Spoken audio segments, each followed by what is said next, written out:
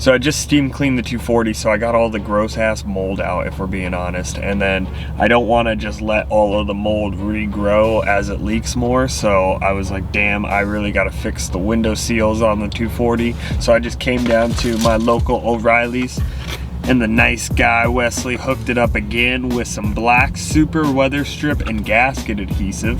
I saw it online. I think this is what I was going to use. Somebody else used shoe goo. That could be a good option, but this was $10 and it actually says WeatherStrip, so maybe it's better. I don't know. We're gonna find out. Let's go home and do that.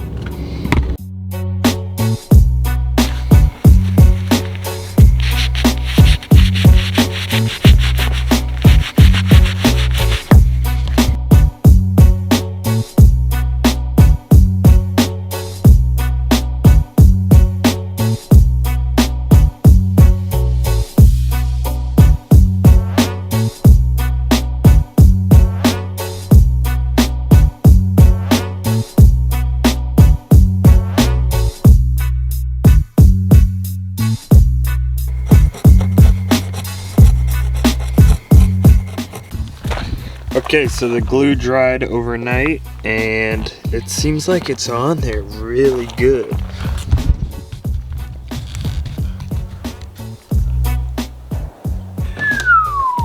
Okay, so honestly I'm really impressed with how well this stuff held up. It cost me like $10 at O'Reilly's.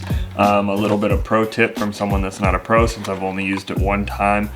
Don't go so heavy on it. I did like 3 passes of this stuff. You really only need like 2, because what ends up happening is it squishes up, then it gets everywhere on the trim, and then you gotta wipe it down with towels and Armor All for an hour and a half to get all of the excess off, especially if you let it dry. I think if you do get excess on there, you might as well try and get it off as fast as humanly possible. I thought that would be a bad idea, but I don't know, man. Maybe I probably should have read all of this. Maybe it even says something on the back. No, yeah, I don't think it says anything about how you can get it off of extra stuff. So, you know, I don't know if there's any particular trick that you need to know about, but yeah, I would just go light is what I'm saying, because if you use too little, you can always add more, right? I hope you guys enjoyed. This is a really easy, quick video, dude. I hope people like it. Hope you glue it back down, and hopefully it goes well for you guys.